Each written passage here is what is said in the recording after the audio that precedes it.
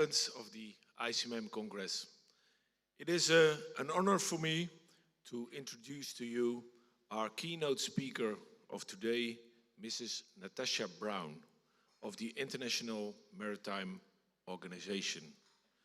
The IMO is a United Nations special agency for shipping international. And I'd like to quote the mission statement. The mission is to promote safe, secure, environmentally sound, efficient and sustainable shipping through cooperation, accomplished by the highest practicable standards of maritime safety and security, efficiency of navigation and control of pollution from ships. And of course, we are also curious how IMO is involved on the recent United Nations Treaty to protect 30% of the free oceans in 2030. Please give a warm welcome to Mrs. Natasha Brown.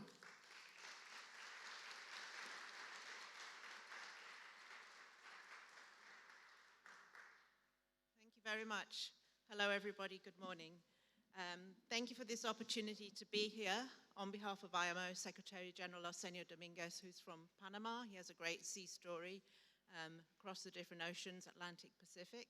My sea story, I was brought up in North Wales, UK, by the sea, 100 meters from the sea. I spent my childhood on the beach, watching the oil tankers go by a little far out to sea. So I have my own sea story as well.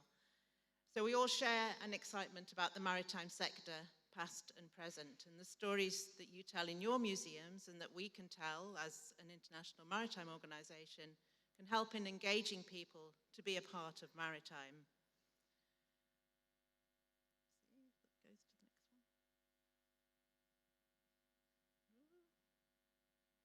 Just press the right button.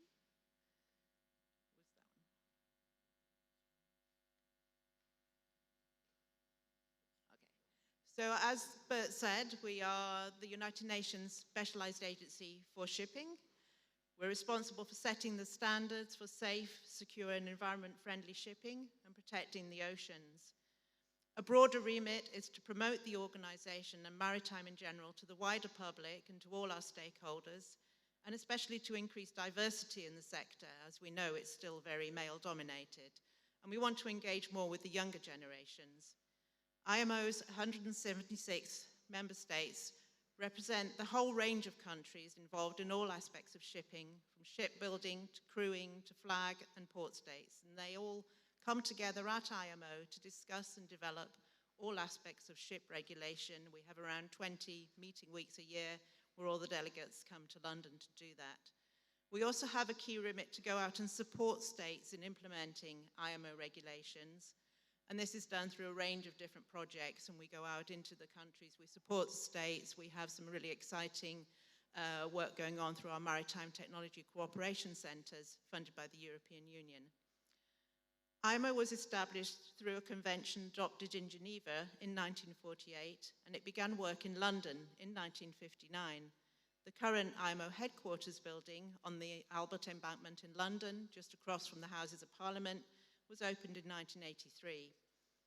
But of course, our work today to ensure safety of shipping is based on a long heritage of rules for shipping going back centuries, as you all know way better than I do. So we can talk about the rules of Oleron, sea law from the 13th century, to the 19th century load lines or plimsoll line, today represented in the IMO Load Lines Convention. And of course, the infamous incidents which have shaped and led to the adoption of international treaties on safety of navigation and shipping. I'll start with the sinking of the Princess Alice on the River Thames in London with the loss of 600 lives following a collision with another ship, the Bywell Castle. And this incident has been directly linked with what we know today as the IMO Convention on the International Regulations for Preventing Collisions at Sea, or COLREG. Rather more famously, the Titanic tragedy led directly to the adoption of the first ever International Convention for the Safety of Life at Sea, or SOLAS, adopted first in 1914, which set out the first set of rules internationally for navigation, mandatory 24-hour distress and safety communications, having enough life jackets and lifeboats for everyone on board, and more. And this year we mark 50 years since the adoption of the current, as amended 1974 SOLAS Treaty. IMO's first job, in fact, when it began operations, was to adopt a revised version of that treaty. And we know that the Titanic story is well told. Even I wonder if within the different maritime museums here, is there anyone who does not have a Titanic artifact or piece of memorabilia? Oh, we have a few, Well, at IMO, we also have our own Titanic model. And we would be the first to admit that in displaying it alongside those other objects in this current case, we have not taken full advantage to link it with the history of IMO and the SOLAS Treaty. We really do need to tell our heritage story better. The good news, we are currently working on plans to create a new exhibition space at IMO to do just this and to curate our models and artifacts. And I'm very grateful to support from Paddy at Greenwich and potential collaborations here with people who can come and help us do that. On the environmental side, oil pollution incidents are also a part of IMO's heritage and have led to the development of the main treaty aimed at preventing pollution from ships, the International Convention for the Prevention of Pollution from Ships, the MARPOL Convention, which today sets rules to prevent pollution by oil, by chemicals, packaged goods, from garbage and sewage from ships, and rules to cut emissions and air pollution. And we also work on protecting the seas from dumping of waste. We work to preserve biosecurity, including preventive invasive aquatic species through the hulls of ships or in ballast water. We have a treaty on ship recycling, and IMO treaties on liability and compensation, search and rescue, and salvage. Heritage and history have informed and shaped the modern ships that trade today and shaped IMO rules and regulation. And at IMO, the member states are continuously working to enhance these rules with the support of a number of NGOs which have consultative status. And we want to make shipping ever safer, navigate shipping towards a more sustainable and decarbonised future while safeguarding the well-being of all seafarers who have ships as their workplace. The past has shaped IMO and its regulations, but over time, IMO regulations are themselves driving innovation, shaping contemporary and future shipping. As has been mentioned already, we have the IMO 2023 greenhouse gas reduction strategy, pushing to reach net zero emissions from ships by or around 2050, and with a significant uptake of alternative zero and near zero GHG fuels by 2030. We already have mandatory energy efficiency measures which have been catalysts for innovation across shipping. Regulation from IMO and the strategy, this does drive innovation. This promotes the use of more energy efficient equipment and engines in ships, clean propulsion, utilizing wind again, as well as operational tactics to cut emissions such as just-in-time arrivals. And the Port of Rotterdam in particular has been spearheading some work on this, working with IMO through a global industry alliance that we have to produce data and research on how better coordination between the ships and the port can ensure that the ship arrives just in time for its berth and is not sitting outside the port burning fuel. And there's also moves to keep hulls clean and smooth, with the dual benefit of preventing the transfer of species across the oceans and reducing drag. When you create your modern and contemporary exhibitions of maritime and showcase the modern sector for young and future generations, it is worth recalling the impact of the International Maritime Organization work and its rules to drive the way forward, to protect life at sea, to decarbonize and to digitalize. IMO members are committed to modernizing maritime, including increasing diversity and inclusion, and celebrating the seafarers without whom sea trade would not happen. We invite the ICMM community to take opportunities to reflect the role of IMO, to reflect perhaps somewhere that it's IMO rules that have helped drive the modern and contemporary shipping, and to celebrate and organize events or activities marking the various international days throughout our annual calendar. So the International Day for Women in Maritime on the 18th of May. This has been launched 4 years ago to celebrate and highlight women in the sector, showcase role models to inspire future maritime leaders. And we've been happy to be a part of the She Sees exhibition with Lloyd's Register Foundation and others, which we hosted in London back in 2 years ago, and that exhibition is now in Portsmouth. And I would also invite all the maritime museums here today to take part in our IMO WISTA, which is a Women in International Shipping and Trade Association survey on women in maritime, where we want you to say how many people work in your museum, because it's maritime, so it's maritime sector, how many women, how many men, and then we will use that data to inform and move forwards. We have the International Day of the Seafarer on 25th of June, so this is a great opportunity to use the day to showcase seafarers and seafaring and celebrate their contribution and advocate for their rights and well-being. And each year we set up a specific theme, hashtag, which we can share with you. Then there's the World Maritime Day on the last Thursday of September, so coming up soon. This year's theme is safety, navigating the future, safety first. And we invite all ICMM members to join in illuminating buildings in blue on the day, if that's possible, and use that opportunity to showcase and say why you're lighting in blue, because it's World Maritime Day. In 2025, the World Maritime Day theme is our ocean, our obligation, our opportunity. And this is with a nod to the UN Ocean Conference coming up in June, where we will have a presence. And some of you will probably be there too. Our ocean, recognizing that it underpins life on the planet, as well as the global economy, with 80% of world trade transported by sea. Our obligation, because it is our shared responsibility to protect the ocean in the face of marine pollution, declining biodiversity, and climate change. And our opportunity, because we know that whilst there are challenges, there are opportunities to innovate, to unlock, and to showcase solutions that will enrich generations to come. So the theme provides plenty of scope to celebrate the ocean and all those who call the ocean their workplace.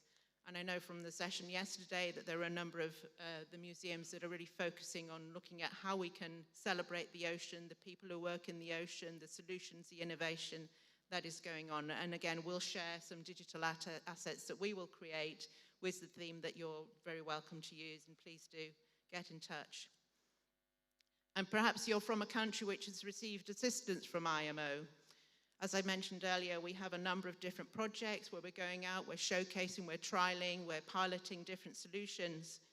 And when our technical teams visit for a workshop or other event, perhaps we can seek ways to showcase some of those specific projects, whether that's a trial of a solar-powered fishing boat in Fiji, or underwater cleaning trials with pilot projects in Mauritius or Panama. We see many opportunities to tell stories about contemporary ocean development. Maritime is exciting, we all share that, and we're all here to talk about that. Its past heritage has shaped IMO, and this is reflected in the many exhibits and stories being told throughout your museums. And the present and future will have even more great stories to tell. There's a lot going on in shipping. It is changing. We're undergoing a new transition, sometimes back to different forms of sail power and so on. Maritime is vibrant. It's a great sector to be part of, and we all want to showcase that to all the generations and tell our stories. Thank you.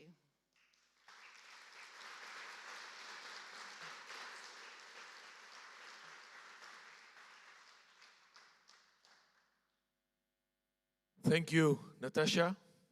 There's a lot going on shipping, and as an IMO organization, you do a lot. I was impressed. How many people are working at your organization? So in IMO headquarters in London, we have around 270 people. We have our biggest department is probably our technical cooperation and implementation division. We have around a portfolio of around $100 million in different projects. We get the donations, and we obviously have rolling staff who are employed on contracts to help deliver those projects, and then working with as well strategic partners around. So we have 5 regional presence offices in Africa, Asia, and the Caribbean as well. We're about to open one in Egypt.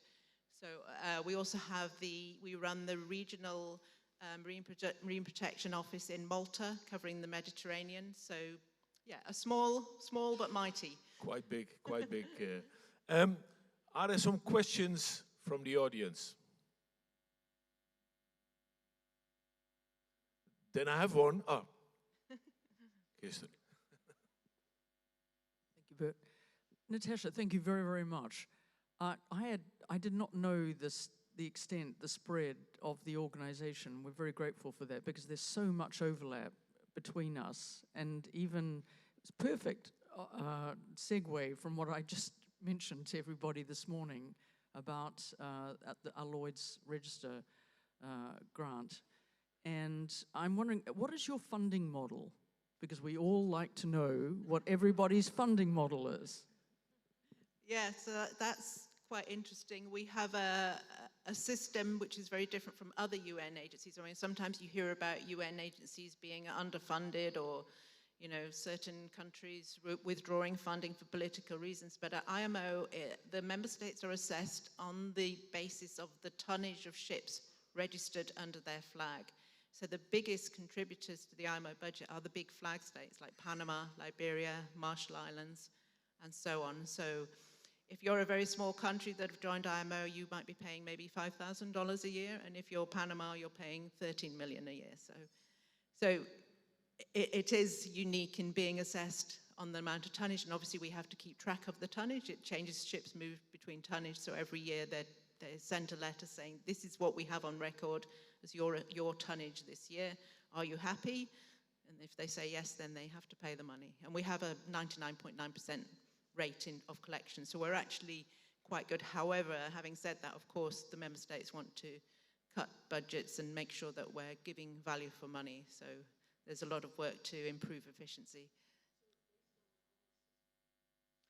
They have to contribute, and they do. If you haven't paid, you can't vote. So there's a little bit of incentive there, unless you get a waiver because your country is in conflict or whatever. There's another question from this gentleman. Do you have any military naval contributions? Do any of the big navies pay you? All IMO treaties say that none of the treaties apply to military vessels, although safety of navigation rules should apply. Governments can apply the rules if they wish to their military and navy, so we don't have a military or navy collection. Having said that, some of the countries will run, for example, search and rescue through their navy side or Ministry of Defense. So sometimes you'll see Ministry of Defense officials coming to IMO when it's a particular meeting, say, talking about search and rescue. But generally speaking, no, we don't involve the militaries. Of course, there's interesting things going on in the Red Sea at the moment where we are talking to the navies, and I'm sure you're aware of the oil tanker Sunion at the moment, which fortunately is now being towed, hopefully, to a place of safety so they can transfer the oil. And this has been very much with the support of the EU Aspides naval force, who've managed to make that happen. So we work with the navies where we need to, particularly when it comes to maritime security, which again is one of our areas that we work in. Many questions. We have time for 3 more. You're the first. Hi, very quickly.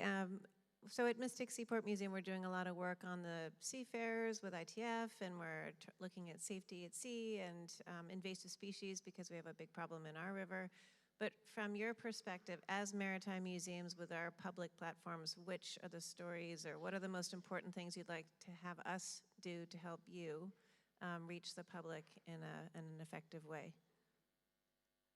I think it's everything and anything, and all that you do in telling those stories and finding, those specific examples of solutions. We are working at the moment on a specific, we're developing a mini documentary on the biofouling issue, the issue of the invasive species attracting themselves to the hulls of ships. So once we have that available, we'd like to make that available to any museum who wants to showcase it and show it and launch it, and then you could have that film, you could have a film screening, you could then bring in some experts in your region or country who can talk about that issue as well. So that's one way in which we can produce something that we can share with you, you can use, and bring in people to talk and discuss that issue. So that's one way in which hopefully we can help, and that's hopefully we have that coming out in November. So it's being filmed at the moment. The gentleman in the back.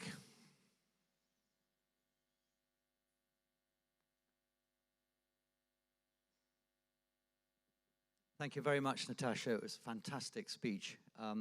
Could you tell us a bit more about your thoughts on maritime decarbonization? There was a lovely graph showing us, getting to net zero by 2050. But so far, the governments collectively have not agreed on economic measures to incentivize people to introduce low carbon or zero carbon fuels, nor is there any supply of sufficient low carbon or zero carbon fuels to enable all this to happen. The EU, I think, sensibly has jumped in with its own emission trading scheme, but we don't want 10 different emission trading schemes around the world, because life will then be a nightmare for the shipping community. Could you give us some sort of pathway as to how a unified economic pathway incentive to decarbonize might be introduced? Thank you, Natasha. Thank you, great question. We have a plan. We have a plan and it's in place. The member states have agreed on a draft framework of a possible net zero GHG emissions legal text. That's a very big mouthful, but it gets very legalese. I'm not a lawyer, so if there are any lawyers in the room. But yeah, no, we have a plan, we have a way forward. The 2023 strategy said we must work towards adopting an economic pricing mechanism by autumn 2025, not long to go, alongside a fuel standard, which will help to set what is the standard to which we're trying to achieve. And that work is underway. There's been a lot of work going on in the background. We've just had an expert workshop presenting a really comprehensive impact assessment on the different proposals that are on the table, setting out if you set the price on GHG, on carbon emissions at this amount, this is the impact it will have on developing states, on exporting, importing states. There's a lot of data that the member states are going through at the moment. We'll have a week-long intersessional group meeting week after next, followed by the next Marine Environment Protection Committee meeting, which will continue the work on developing this draft text. There are various proposals there and counter-proposals. We have something called a rainbow document, which gives the main text and then all the different proposals. And if anyone's been to any of these UN-level meetings, you'll know how hard it is to get the negotiations and to come up with a final text which everyone agrees on. But the work is in progress. We are getting there. We are confident that we will have an agreed text. We need to have an approval of sorts by April next year. There'll probably be lots of what we call square brackets, where there are still options in the text, and then to adopt in October 2025. So we are on the pathway. There's a lot of discussions going on amongst the member states, and we help facilitate those discussions where we can, but a lot of the member states themselves are bringing different countries. There was a meeting organized by Denmark just last week, and they brought together countries from all different regions of the world to go through the text and discuss and debate and try and negotiate. So we're very confident we will get there. We have a pathway. On the supply side of fuels, we've been doing a lot of engagement with, for example, the International Renewable Energy Agency, the International Energy Agency, bringing countries together that could be suppliers of the new fuels, particularly in developing states. We don't want this to be a new sort of oil minimum amount of countries. You know, in the north, we've got to involve the global south. So we're particularly encouraging, we're working and showcasing example of Namibia producing green hydrogen, green ammonia fuel, Morocco, extensive solar power to power the means to produce these new fuels. Chile is also Kenya as well. So we're trying to promote and push and work with those countries. Again, last week we had a series of events in Kenya through one of our, what we call our Green Voyage 2050 project.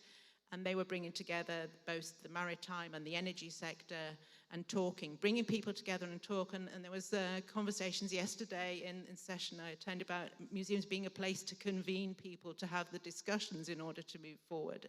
And that's what IMO is doing, and not just through the regular meetings, but the other symposia, forums, webinars that we hold, where we can bring people maybe with very strong views and have them express those views, so the people who are going to be the delegates, who are going to be talking to the policymakers back in their capitals, can actually take that information, and they are stories. They're stories that people say, well, I heard from this guy or this lady that, you know, this is happening in Namibia. Why don't we do that? So all this sharing of stories and convening people together, not just in the formal meetings, but outside as well, is the way to get to where we want to go. We do, as you said, the graph shows the pathway. It's very clear where we want to get to. We just need to work through how to get there. Thank you. Thank you, Natasha. I got a signal from the organization. It's time to go to the next part in the program. So sorry for the last question, but Natasha will be around. So during the tea and coffee breaks, you can ask her all the questions. Thank you very much. Big applause for Natasha, please.